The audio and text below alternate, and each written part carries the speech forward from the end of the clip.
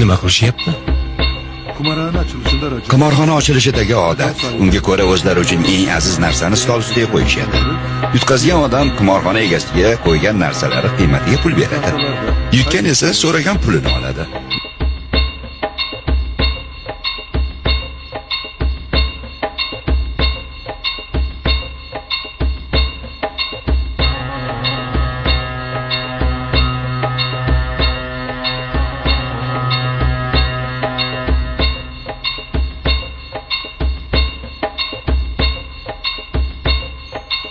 Tasbehning qiymati qancha, Jonpo'lat?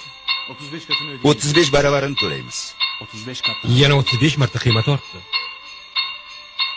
Omon bo'l.